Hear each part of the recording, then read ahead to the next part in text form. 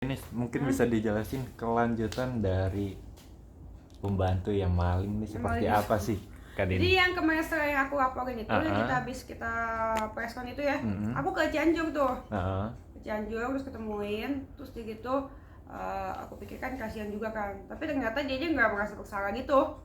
Nonton nggak videonya? Si nonton nanti ya, nonton dan dia nggak merasa bersalah. Terus dia gitu malah tetap nggak mau ngaku apa segala macam, terus mamanya kesurupan. Iya mamanya kesurupan, terus gitu yang kasihan sih bapaknya kasihan, terus gitu sama anaknya. Terus gitu aku pikir lagi kalau dia sayang sama anaknya harusnya dia nggak ikut sertain anaknya ke dalam situ ya, berarti dia lagi kita lagi ngomongin emaknya maling, masa anaknya diikut gitu, maksudnya mungkin biar kita kasihan kali ya. Cuman nggak bisa kasihan lagi sama orang kan karyawan gue banyak, kalau gue membiarkan dia berarti nanti akan ada kejadian-kejadian lagi kayak gitu. Gue udah nggak mau, udah bosen udah ketiga kali soalnya ini kan kamera hilang ya, jadi ya harus ditindaklanjutin aja gitu. Tetap proses hukum berjalan, gue maafin dia iya. Nah terus kayak gitu akhirnya ujung-ujungnya dia ngaku, udah ngaku kameranya itu dijual sama dia di Cianjur. Nah terus kayak gitu gue juga udah samperin tukang kameranya, udah gue kontenin juga, dan akhirnya ya dia bilang dia nggak tahu kalau itu barang curian. Cuman terus gue bilang masa nggak tahu, kan murah banget gitu 7,5 juta 2 kamera. Saya kan dia bilang dia nggak tahu, ya udah akhirnya tapi dia beretikat baik sih yang punya kameranya. Dia kasih balik kameranya ke kita gitu. Nah, ngelihat vlog yang nyamperin ke ya orang yang ngebeli ini, itu ada iming-imingan juga dari pembantu nanti balik lagi. Untuk apa tuh, Kak? Mungkin bisa dijelasin? Iming-iming yang gimana ya? Yang bawa barang sisanya, karena kan nggak lengkap, nanti bilangnya mau balik lagi gitu loh. Oh iya, dia bilang ke tukang kameranya, si Yuli ini bilang sama tukang kameranya, ini jadi setuju ambil dulu, nanti kelengkapannya nyusul ya. Nanti kelengkapannya nyusul gitu katanya. Tapi kan kalau misalkan nunggu kelengkapannya nyusul, sementara kameranya ini udah dijual sama si tukang kameranya. Kalau nunggu kelengkapannya kenapa dijual? Ya ngerti nggak maksudnya? Iya benar. Kan katanya itu kan sementara kan kata si Yuli kan nunggu kelengkapannya ada kan, sisanya kan. Nah sementara si Rodi kamera ini udah jual ke orang lain gitu katanya. Nominal berapa, Kak? Apanya? Tadi 7,5 juta 7,5. Iya, dua kamera. Yang mestinya harganya? Yang mestinya kalau Kisaran? secondnya 20-an ya, 30-an ya. Ini 20-30-an kan sama lensa dijual ya. Gitu. Ya memang terlalu murah sih. Artinya kamera tersebut nggak bisa balik ke kakak lagi atau seperti apa? Kameranya Apa bisa? udah diaku. Oh, udah Diaku. Cuman kan kalau misalkan saat proses polisi berlanjut ya aku kasih ke penyidik dong untuk pemeriksaan gitu. Nah, Kak, selain dari pembantu kamu sendiri yang laku, apalagi dia mungkin yang dia lakuin setelah ketahuan ini dan disamperin sama Kak Deni sendiri? Dia udah ngaku, terus tapi dia nggak ngerasa bersalah. Bener nggak ngerasa bersalah, semuanya dia ngeles terus kan. Pertamanya ngeles sampai mamanya kesurupan dia baru ngaku. Nah terus dia gitu pokoknya dia ngeles, pokoknya semua enggak. Terus di situ tuh nemu baju aku, nemu celana dalam aku, baju celana dalam, terus sama masker bibir, terus tas karyawan aku, terus apa lagi ya, baju ya, Udah baju ya itu masker bibir dagangan. Artinya banyak ya yang dibawa ya ternyata ya. Digondol itu namanya, bukan dibawa, digondol saat gue nyari tidur lagi DBF. Iya, digituin si dia, dan dia pergi diem-diem mindik-mindik malam-malam, nggak boleh kayak gitu. Apa mungkin sempet memohon ke kakak? Terakhirnya tapi memohonnya kayaknya bukan ngerasa bersalah karena takut ya. Iya kan beda kan kalau orang yang ngerasa bersalah. Mungkin pada saat itu kalau misalkan aku lihat dia merasa bersalah, aku mungkin ya udahlah kasihan juga kan. Tapi ini enggak. Kalau kamu lihat videonya dia nyolot banget asli. Mamanya dia nyolot yang lebih tahu salah tuh kayak papanya. Ya papanya dia terserah mau diapain, anak saya memang salah kan. Terus yang parah tuh menurut aku anaknya lah. Kalau misalkan ibunya ya nggak bisa komen, aku kan namanya ibu pasti bela anak ya. Masalahnya kan dia gitu. Parah sih menurut aku. Kalau misalkan aku diemin, aku merasa takutnya akan terjadi kejadian lagi seperti aku gitu loh, korban lagi. Kak, kamu samperin nih atas pertimbangan apa? intinya? Ya bertamu aja. Bertamu aja. Aku pengen tahu aja gitu yang sebenarnya bertamu, karena dia tadinya kan janjiin sama aku katanya dia mau kesini. Iya betul. Dia WA aku katanya mau kesini, tapi kan enggak. Ya udah gantian aku yang bertamu. Sempat susah pas didatengin, dianya nggak ada kah atau apa gitu? Ada sih, perjalanannya susah sih. Oke. Di mendaki gunung melewati lembah itu asli. Jadi perjalanan ke situ total 12 jam. Total 12 jam, terus masuknya itu naiknya itu nggak bisa pakai mobil. Jadi kita jalan kaki ya.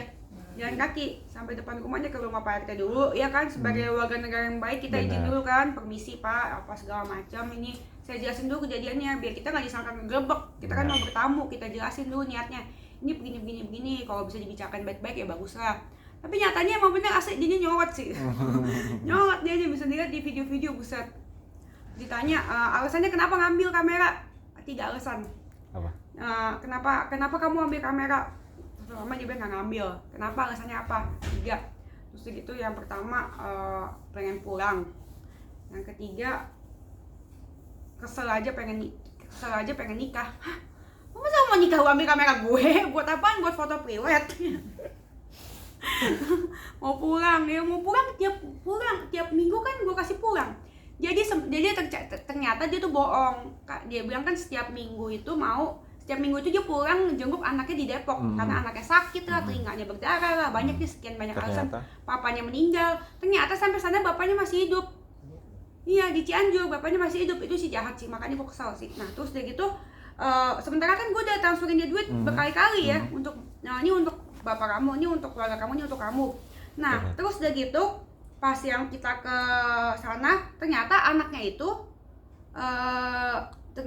dari dulu di situ. Jadi yang dia bilang selama ini setiap minggu dia ke Depok itu bohong.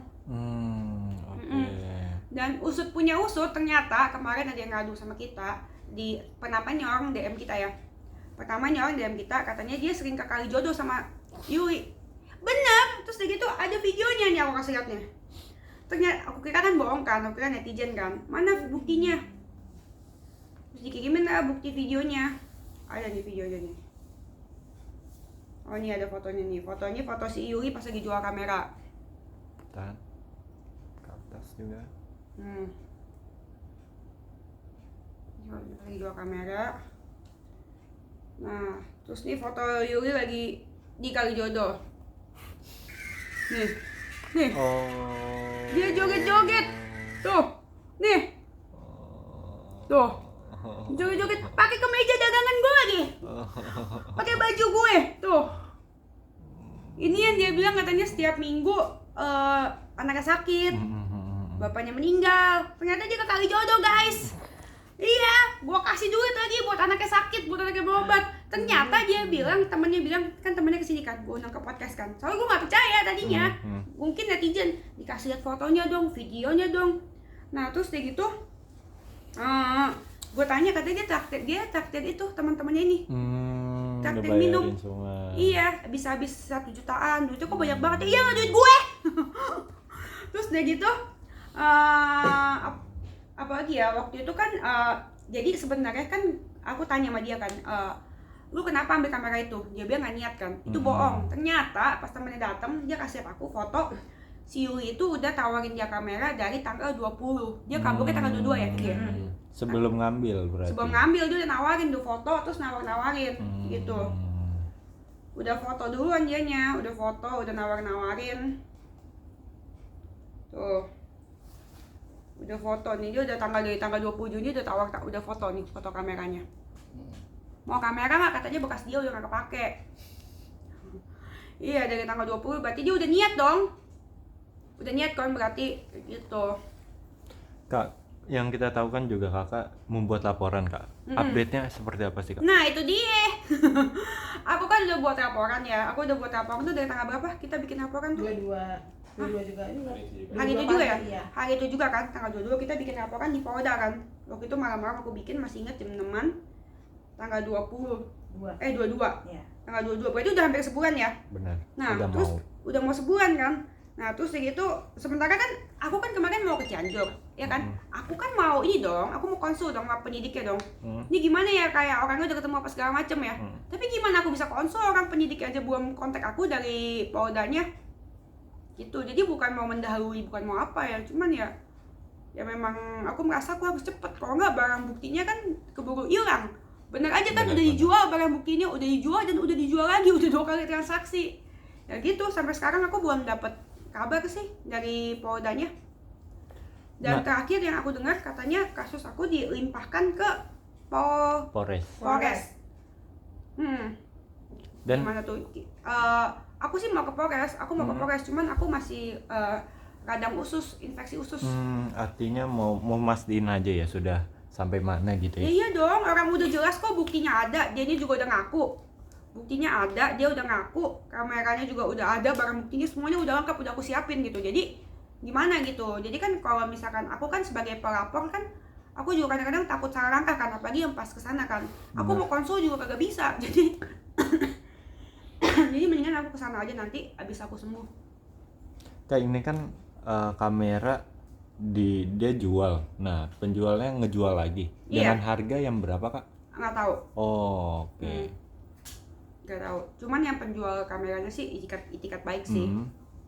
Ngebalikin dan kakak artinya ngebayar lagi? Awalnya itu yang si pengacaranya juga bayar lagi ya. Terus segitu saya bilang ya itu barang saya, kenapa saya disuruh bayar lagi?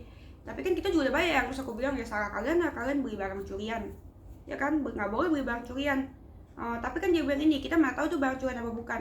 Ya mana saya tahu, pokoknya kalian beli dengan kamera itu tanpa surat, tanpa kelengkapan, tanpa box. Itu aja sih, simple.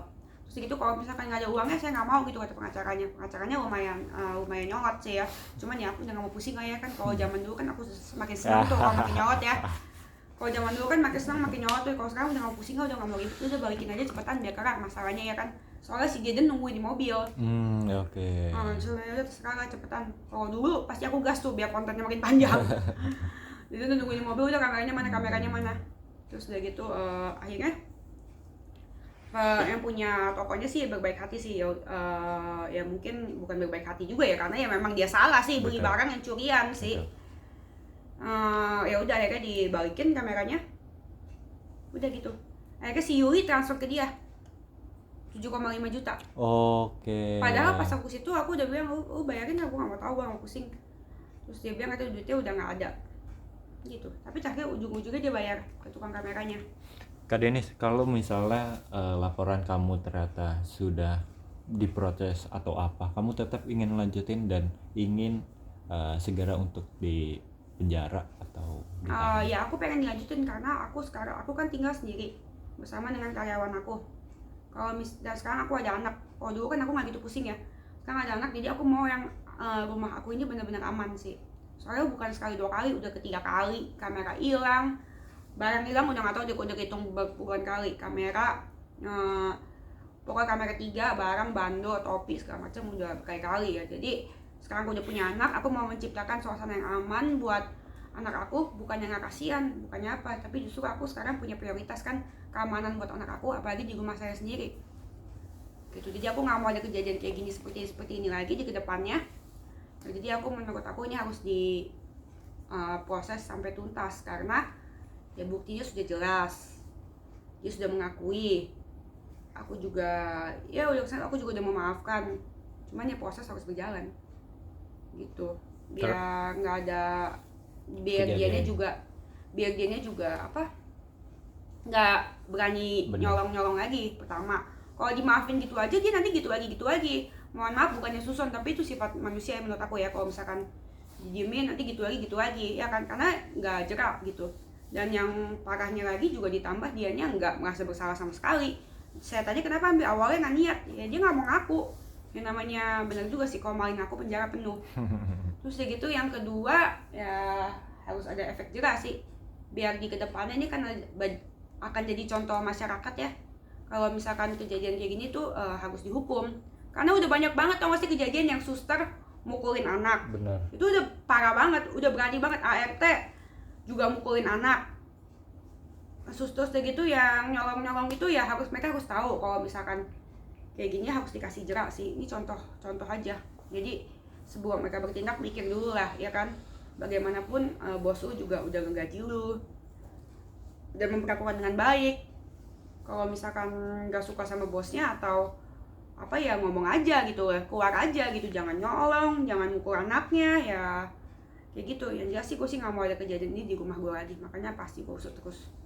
Terakhir Kak Denis, apa yang mau disampaikan? Ya buat di luar sana kalau misalkan pekerja di sini kan lagi marak banget kan ya ART pukul anaknya. Terus gitu ada juga yang suster pukulin anaknya tuh kemarin tuh. Banyak kan kejadian ART sama suster, entah kenapa dengan mereka ya guys ya. Menurut gua kalau misalkan nggak suka sama anak, nggak usah kerja ngurus anak sih, itu sih penting sih yang mau gue sampein dari kemarin. Nah terus gitu yang kedua, jangan ambil sembarangan orang. Kayak gue dulu kan ambil pekerja gue tuh bukan dari yayasan langsung. Jadi dari mantan pekerja gue, dia nggak rekomendasiin dan dia masukin si Yuli ini gitu. Jangan sembarangan. Kalau ada yayasan yang jelas aja, kalau misalkan ada kecolongan dia belum tentu 100% tanggung jawab ya, pasti nggak 100% tanggung jawab karena udah bingung juga kan. Nah terus gitu gimana yang yayasan yang nggak jelas juga, pasti lebih susah lagi. Jadi mendingan ambil dari yayasan yang jelas. Itu sih yang gue belajar sih. Jangan mau, gue udah nggak mau lagi kapok gue ambil dari teman ke teman gitu, mana pekerja temannya lagi rekomendasi, gue nggak mau lagi. Oke.